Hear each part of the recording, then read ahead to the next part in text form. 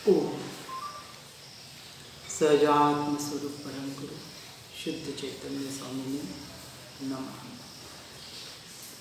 सदेवादिनय षट द्रव्य गुण पर्याय और प्रमाण का जड़ कर्म चेतन बंध का हर कर्म के अवसान का कह कर स्वरूप यथार्थ जग का जो किया उपकार है उसके लिए जिनवाणी माँ को वंदना शतवार है, वंदना शतवार है। सम्यक दर्शन के स्वरूप को जानते हुए यहाँ कह रहे हैं कि द्रव्यलिंगी मुनि संपूर्णतः द्रव्यलिंग का पालन करते हुए भी मोक्ष का अधिकारी नहीं बनता है। ऐसा बाह्य त्यागी किंतु अंतर अज्ञानी अधर्मी की श्रेणी में ही आता है, क्योंकि सच्चा धर्म तो वह है जो मात्र संवर निर्जरा के लिए यानी मोक्ष की प्राप्ति के लिए यानी के अपनी आत्म स्थिरता के लिए किया जाए। तो सब कुछ शब्दों से हटकर, इन शब्दों की जाल से भी हटकर सिंपल सा अर्थ कि सारे पर्यायों से, सारे प्रभावों से, परद्रव्यों से दृष्टि को हटाकर एकमात्र दृष्टि को अपनी आत्मा पर, अपने ज्ञायक भाव पर स्थिर करने का पुरुषार्थ करना, यही वास्तविक सच्चा धर्म जानना। अब यहाँ कहते हैं अज्ञानी स्वयं खाने पीने का, वस्त्र का और रुपए पैसे इत्यादि का राग नहीं छोड़ सकता, इसलिए वह किसी अन्य अज्ञानी के बाह्य में अन्न, वस्त्र और रुपए पैसे इत्यादि का त्याग देखता है तो वह यह मान बैठता है कि उसने बहुत कुछ किया और वह मेरी अपेक्षा तो उच्च है।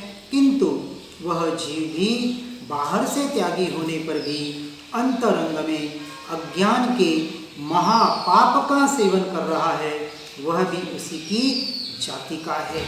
जो अंतरंग की पहचान किए बिना बाहर से ही अनुमान करता है वह सत्य तक कभी नहीं पहुंच सकता। इसलिए जिसे कहा कि बाह्य त्यागी और किंतु अंतर अज्ञानी वह तो अधर्मी ही है, परंतु बाह्य अत्यागी हो और अंतर्ज्ञानी हो तो वह भी सबसे बड़ा धर्मात्मा समझना चाहिए। ऊपर जैसे त्यागी अज्ञानी का दृष्टांत दिया है, अत्यागी ज्ञानी के संबंध में उससे उल्टा समझना चाहिए। ज्ञानी गृहस्थ दशा में हो और उसके राग भी हो, तथापि उसके अंतरंग में सर्वपर द्रव्यों के प्रति औदासीन्य वृत्ति हो, उदासीन भाव रहता है और वह राग का भी स्वामित्व नहीं मानता, वही वास्तविक सच्चा धर्मात्मा है। यानी बाह्य परिणमन होते हुए भी, इंद्रियों के विषयों में, मन के विकल्पों में रहते हुए भी, राग द्वेष परिणमित होते हुए भी वह जीव उसे अपना स्वरूप न मानते हुए एकमात्र ज्ञायक भाव, यह शुद्ध द्रव्य यही मेरा स्वरूप है, ऐसी जिसकी अंतरंग मान्यता है, वह अंतरंग दृष्टि वाला जीव सच्चा धर्मात्मा है, चाहे उसे बाह्य अंश मात्र भी त्याग हो या न हो। जो ऐसे धर्मात्मा को आंतरिक चिन्हों के द्वारा नहीं पहचानता और बाहर से ही माप करता है, वह वास्तव में आत्मा को ही नहीं समझता। और जो अंतरंग में आत्मा की पवित्र दशा को नहीं समझते, वे मात्र जड़ के संयोग से ही अपना माप निकालते हैं।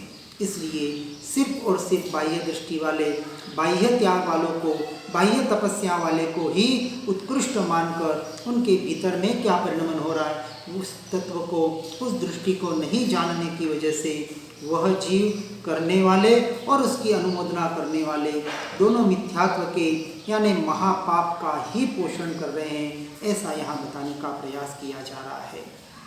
धर्मी और अधर्मी का माप संयोग से नहीं होता। इतना ही नहीं किंतु रागादि की मंदता से भी धर्मी और अधर्मी का माप नहीं होता। धर्मी और अधर्मी का माप तो अंतरंग अभिप्राय से ही निकाला जाता है। इसलिए हर जीव को मैं धर्मी हूँ या अधर्मी हूँ, इसका स्वयं से स्वयं को ही चिंतन करना है। जितनी दृष्टि पर्याय पर है, पर्याय दृष्टि है, तब तक अपने आप को अधर्मी मानना है, और जितनी दृष्टि द्रव्य पर करने का जो पुरुषार्थ हो रहा है तो समझना है कि हम सत्य धर्म करने की ओर बढ़ रहे हैं। अब यहाँ कहते हैं कि बाह्य त्यागी और मंदरागी होने पर भी जो बंध भाव को अपना स्वरूप मानता है वह अधर्मी है, और बाह्य में राजपाट का संयोग हो तथा राग विशेष दूर न भी हुआ हो, तथापि जिसे अंतरंग में बंध भाव से भिन्न अपने स्वरूप की प्रतीति हो वह भी धर्मी है।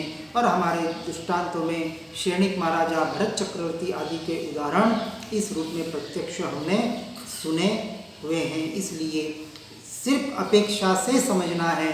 यहाँ ऐसा बाहर से कोई दूषित होने की परिभाषा नहीं बताई जा रही है। बाहर के दोषों का कहीं भी यहाँ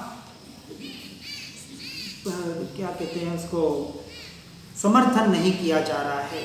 सिर्फ एक अपेक्षा से कि सम्यक दर्शन की महिमा कितनी है, इतना मात्र बताने के प्रयोजन भूत से इस तत्व का प्रयोजन यहाँ बताने का पुरुषार्थ किया जा रहा है। यह सुनकर समझकर भूलकर भी स्वच्छंदी बनने का प्रयास न करें। जो शरीर की क्रिया से, बाहर के त्याग से अथवा राग की मंदता से आत्मा की महत्ता मानता है, वह शरीर से भिन्न और संयोग से और विकार से रहित आत्म स्वभाव की हत्या करता है। वह अपने स्वयं का ही महापापी है। इसलिए स्वभाव की हिंसा का पाप ही सबसे बड़ा पाप है। यह मिथ्यात्व की दशा, यह अज्ञान दशा, अपने स्वरूप की, अपने स्वभाव की सत्य पहचान न होना, स्वरूप की तरफ दृष्टि करने का पुरुषार्थ न करना, यही वास्तविक महापाप है, यही वास्तविक अधर्मीपना है। इसलिए जिसे धर्मी बनना है उसे बाहर की दृष्टि छोड़कर अंतर्दृष्टि करना ही योग्य है। बाहर का बहुत सा त्याग और बहुत सा शुभराग करके अज्ञानी लोग यह मान बैठते हैं कि इससे हम मुक्त हो जाएंगे। किंतु हे भाई, तुम आत्मा के धर्म का मार्ग ही अभी नहीं जान पाया, तब फिर मुक्ति तो कहाँ से मिलेगी। यानी मुक्ति की शुरुआत अपने स्वरूप को, अपने स्वभाव को जान, सद्देव और सद्गुरु और सत्शास्त्रों के माध्यम से जानना, यही मात्र एकमात्र मोक्ष मार्ग में पदार्पण करने की पहली सीढ़ी है। तो क्षम के द्वारा उसे जानकर समझकर उसके अनुरूप सत्य पुरुषार्थ करना, यही आंतरिक मार्ग, सच्चा मोक्ष मार्ग समझना चाहिए। इसलिए अंतरंग स्वभाव का ज्ञान हुए बिना आंतरिक शांति नहीं मिल सकती और विकार भाव की आकुलता भी दूर नहीं हो सकती। अनादिकाल से जीव अपने अंतरंग को, स्वभाव को न समझने की वजह से, अज्ञान की दशा की वजह से सुख, शांति, आनंद बाहर ही बाहर खोज रहा है और अपने भ्रांति का जीवन जीकर भव भ्रमण को ही बढ़ा रहा है। अब यहाँ कहते हैं कि सम्यक ज्ञान ही मुक्ति का सरल मार्ग है। यानी सम्यक ज्ञान किस लिए चाहिए वो बता रहे हैं कि किसे सम्यक ज्ञान कहा, कि आत्मा के स्वभाव को समझने का मार्ग वास्तविक सीधा और सरल है, और आत्मा को समझने का जो मार्ग है वही वास्तविक सम्यक ज्ञान का मार्ग है। यदि यथार्थ मार्ग को जानकर उस पर धीरे धीरे भी चलने लगे तो पंथ कटने लगे, परंतु यदि मार्ग को जाने बिना ही आँखों पर पट्टी बांधकर तेली की बैल की तरह चाहे जितना चलता रहे, कितना भी तेज चले, तो भी वह घूम घुमा कर वही का वहीं बना रहेगा, यानी कि भवभ्रमण में ही भटकता रहेगा। इसी प्रकार स्वभाव का सरल मार्ग है, फिर भी उसे जाने बिना ज्ञान नेत्रों को बंद करके चाहे जितना उल्टा टेढ़ा करता रहे और यह माने कि मैंने बहुत कुछ कर लिया, परंतु यहाँ ज्ञानी कहते हैं कि हे भाई, तूने अभी तक कुछ भी नहीं किया, तू संसार में ही स्थित है, तू किंचित मात्र भी आगे नहीं बढ़ सका है। क्योंकि यह मनुष्य भव जो हमें मिला था, यहाँ जैसे कहते हैं कि खाली हाथ आया था और खाली हाथ जाने वाला है, लेकिन यदि एक अपेक्षा से देखें तो साथ में कुछ लाया था और साथ में कुछ ले जाने वाला है। तो यह जीव अपने साथ कर्मों की पोटली लाया था, यह पोटली यहाँ खाली करनी थी, परंतु खाली करने की जगह उस पोटली को बढ़ाकर, उस बोझे को बढ़ाकर ही उन कर्मों को अपने साथ लेके जाता है और अपने भव भ्रमण को इस अज्ञान दशा की वजह से, इस मिथ्यात्व की वजह से इस भव भ्रमण को बढ़ाते ही रहता है और ऐसे अनंत अनंत भव भ्रमण बढ़ते रहेंगे। यदि यहाँ से छूटना है तो हे जीव, ऐसे सम्यक ज्ञान को प्राप्त कर, उस सम्यक ज्ञान के द्वारा इस सम्यक दर्शन को प्राप्त करना, यही तेरे मनुष्य जन्म का, इस भव का एकमात्र प्राथमिक कर्तव्य और आवश्यक बताया जाता है।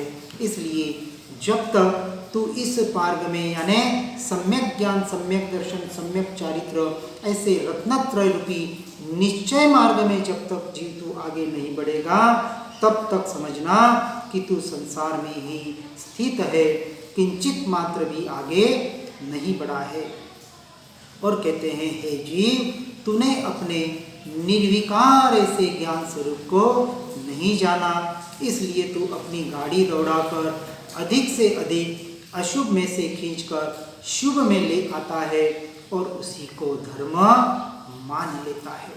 यहाँ ये जो हम सुन रहे हैं, पढ़ रहे हैं, इन्हें भी यही समझना है, इनके लिए भी, अपने लिए भी यही बताया जा रहा है कि ये जो सुनना, ये पढ़ना, ये कुछ याद करना, ये मात्र पुण्य का ही बंद कराने वाला है, ये मात्र शुभ भाव ही है।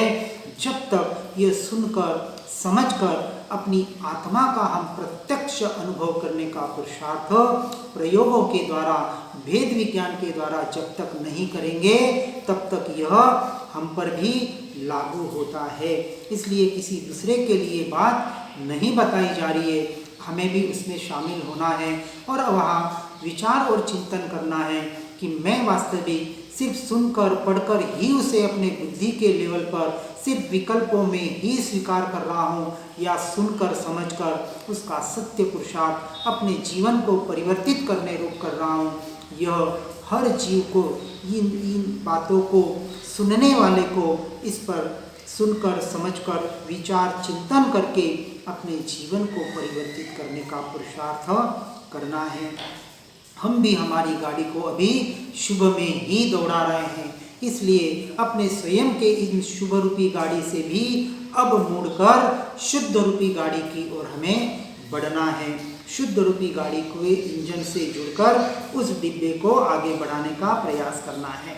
इसलिए अधिक से अधिक शुभ में से तो हटना ही है, परंतु शुभ से भी हटकर एकमात्र शुद्ध के लक्ष्य से जो पुरुषार्थ करता है, वही वास्तविक सच्चा धर्मी समझना चाहिए। परंतु इससे अज्ञानी जीव को कहते हैं कि इन पुण्य की दौड़ में घूम घाम कर पुनः वही का वही विकार में ही खड़ा रह जाता है और इस विकार चक्र के चक्कर को लगाया करता है, परंतु इस विकार से छूटकर अपने ज्ञान स्वभाव में नहीं आया। तो हे जीव, तूने सुनकर पढ़कर भी क्या किया? तो अर्थात कुछ भी नहीं किया। ये कोई क्रियाचर वालों की, शुष्क ज्ञानियों की बात नहीं बताई जा रही है। ये हम जो सुन रहे हैं, पढ़ रहे हैं, हम जैसे जीवों को ही ये सब लागू होता है। इसलिए कि सारे विकार चक्कर के से छूटकर अब हमें एकमात्र ज्ञान स्वभाव के आश्रय से अपने व्यायक भाव का, उस परम पालनानी भाव का आश्रय ही अपने जीवन में स्वीकार करने का, ग्रहण करने का पुरुषार्थ करना है।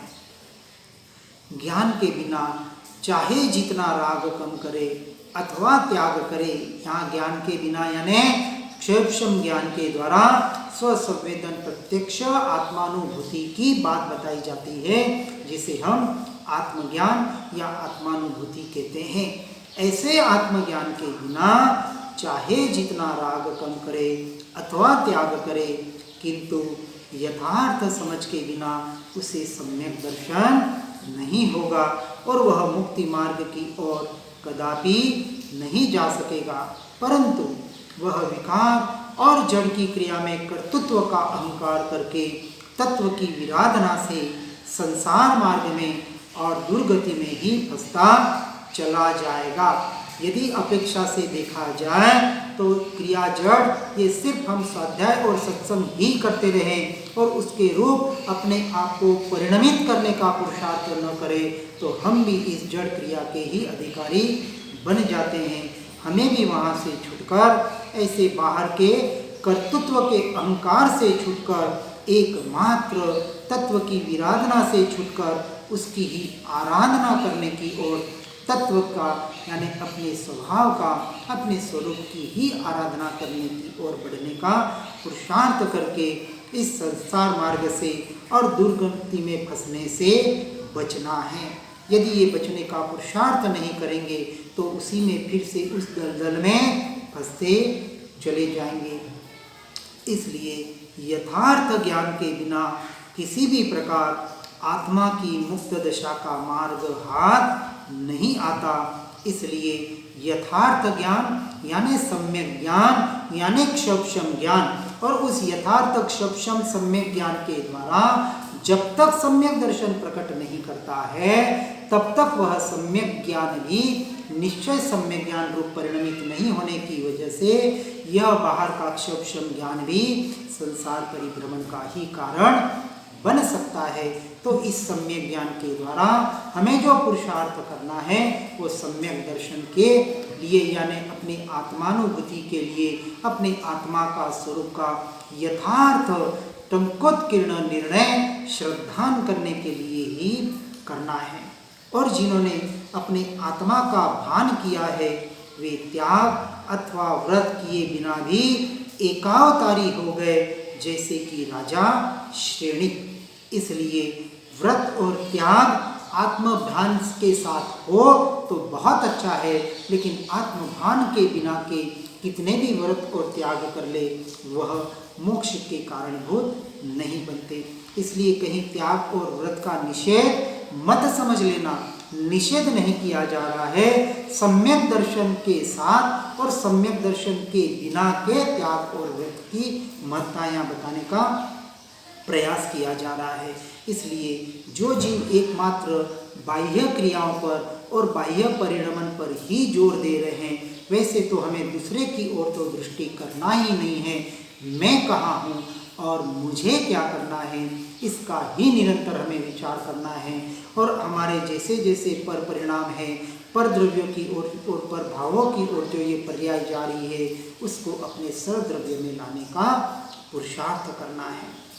अब यहाँ संसार का मूल बताते हुए कहते हैं कि आत्मा के स्वभाव का मार्ग सरल होने पर भी समझ में क्यों नहीं आता, ऐसा ज्ञानी पुरुषों को बहुत बड़ा आश्चर्य होता है।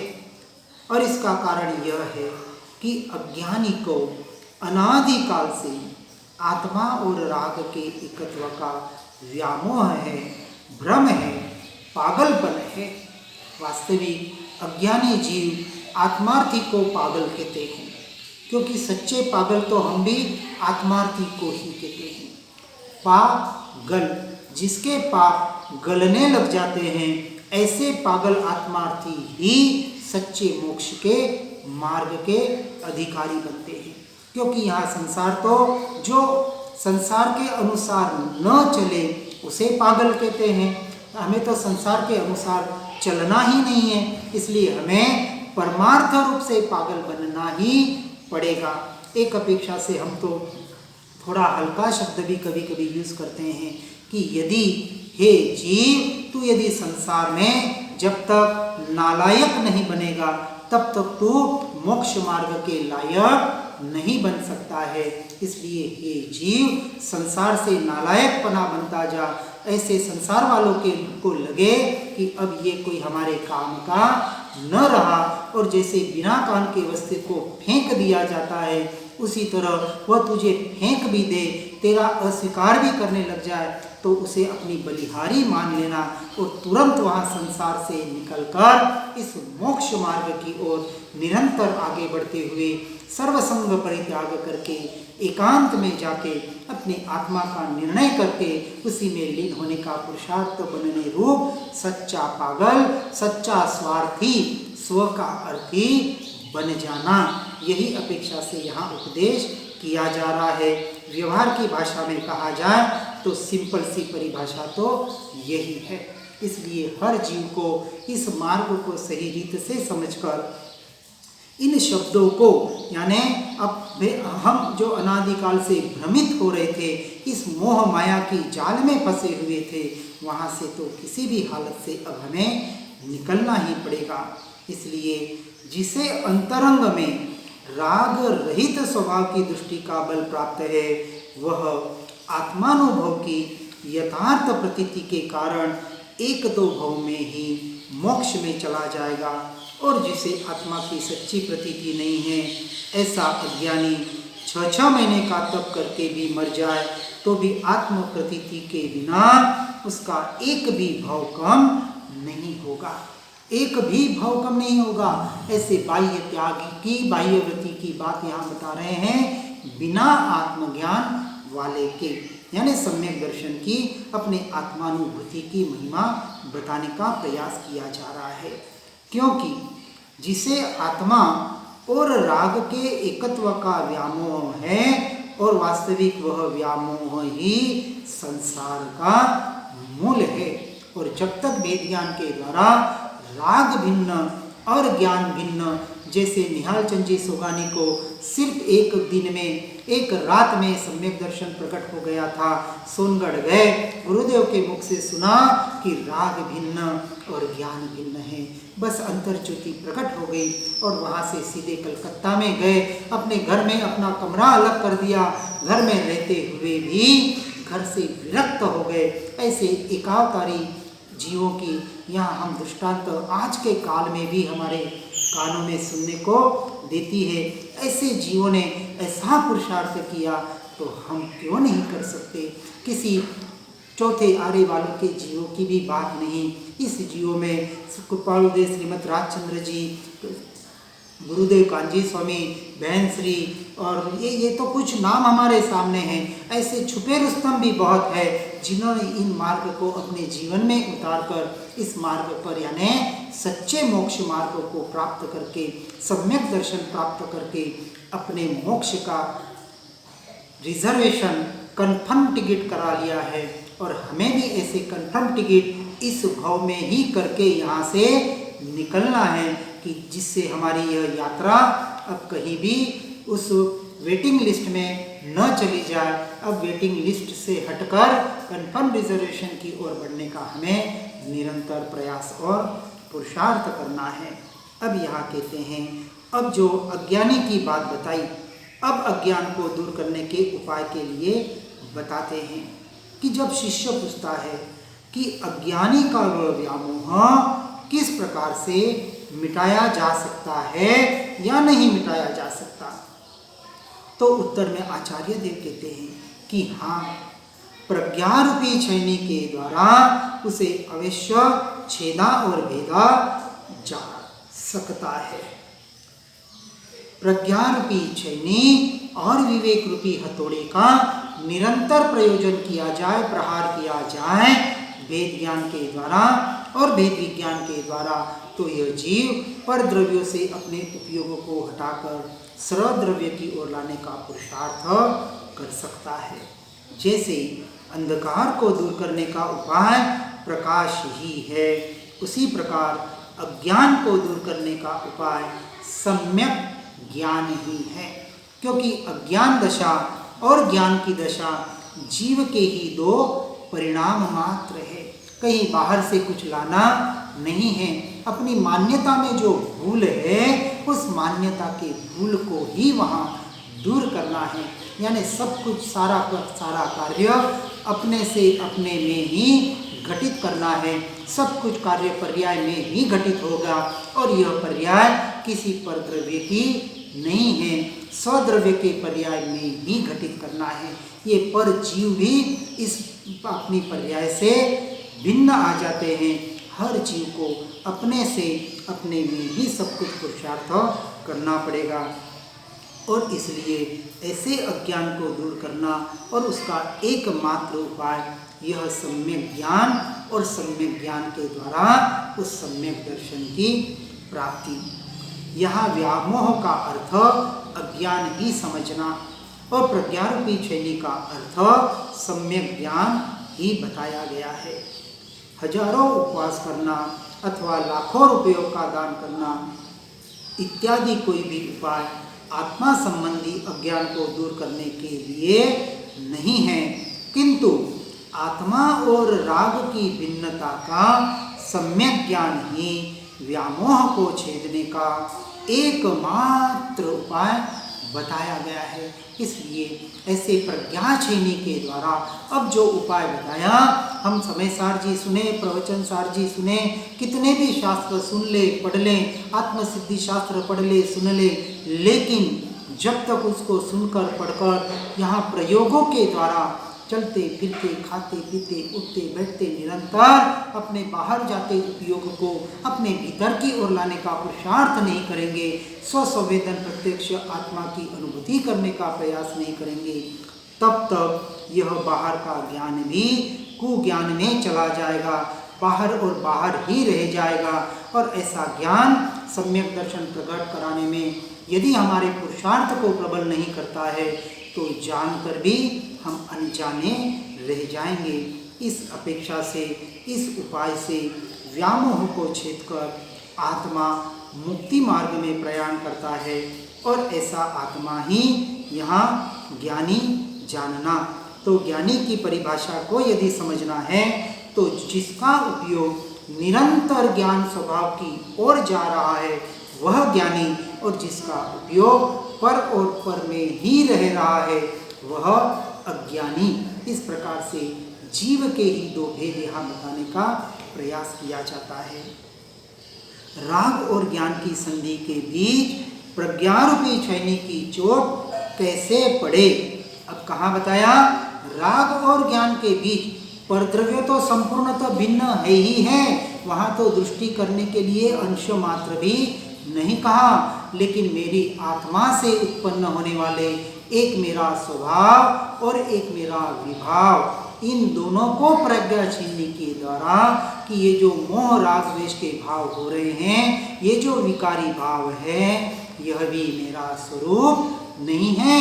अभी हो रहे हैं, होंगे, क्योंकि कर्मखा उदय है, अभी छद्मस्त अवस्था है और छद्मस्त अवस्था में होंगे ही होंगे, लेकिन उन अवस्था को, उस परिणमन को, इन ऐसे मोहराग देश के भाव को, इस राग को, देश को अपना मानना, यही प्राथमिक अवस्था में हमारा पुरुषार्थ है कि ये मोहादि, ये बाहर के जो रागादि हो रहे हैं, ये मेरा स्वरूप नहीं है। इस भिन्न न्यारा चैतन्य स्वभावी भगवान आत्मा ज्ञान मात्र, चैतन्य मात्र, ऐसे अनंत गुणों का स्वामी, ऐसा ज्ञायक भाव, परम पारिणामिक भाव जिसका स्वरूप है, ऐसा यह जीव द्रव्य वही मैं हूँ। ऐसे निरंतर प्रज्ञारूपी छैनी के द्वारा निरंतर चोट करनी पड़ेगी और बिना चोट किए सम्यक ज्ञान भी कैसे प्रकट हो, और ज्ञान के किए बिना, ऐसे साधन किए बिना ऐसे सम्यक दर्शन भी कैसे प्रकट हो। इसलिए ज्ञान के लिए किसी न किसी अन्य साधन की आवश्यकता तो होती ही है। इसके समाधानार्थ कहते हैं कि ज्ञान का उपाय तो ज्ञान में ही घटित होता है और कोई उसका दूसरा साधन नहीं है। ज्ञान में स्थिर होने के लिए ज्ञान को ही यानी सम्यक ज्ञान को ही साधन बनाना पड़ेगा और ऐसे ज्ञान का अभ्यास ही प्रज्ञारूपी छैनी को प्रकट करने का कारण है। बाकी बाहर के भक्ति, पूजा, व्रत, उपवास, त्याग इत्यादि का शुभ राग प्रज्ञा का उपाय नहीं है। इसलिए इनसे भी हटकर एकमात्र प्रज्ञा छैनी के द्वारा स्वभाव की रुचि के साथ स्वभाव का अभ्यास करना ही स्वभाव का ज्ञान प्रकट करने का उपाय है, ऐसा आचार्य देव श्लोक के द्वारा बताते हैं। इसलिए हर जीव को इस बात को सुनकर, समझकर, इसके यथार्थ रूप को समझकर व्यवहार आदि में जो भी हमारे परिणमन घटित हो रहे हैं उन व्यवहारों से भी हटकर या वो व्यवहार ऐसा हो कि जिस व्यवहार के द्वारा और प्रज्ञा छैनी के द्वारा निरंतर अपने स्वभाव की ओर ही आने का हम पुरुषार्थ करें। हर जीव इसके सुनकर, समझकर यथार्थ रूप से हम जहाँ हैं, जो हमारी अवस्था है उसके अनुरूप परिणमित कर अपने आप को परिणमित करते हुए परद्रव्य और परभावों से हटकर एकमात्र अपने स्वभाव के लक्ष्य से ही पुरुषार्थ करने का प्रयास करें। इसी भावना के साथ जिनाज्ञा विरुद्ध कुछ भी कहने में आया हो तो मिच्छामि दुक्कडम। जिन वाणी के ज्ञान से हो सम्यक श्रद्धा, हो चारित्र महान हो, पाऊं पद निर्वाण।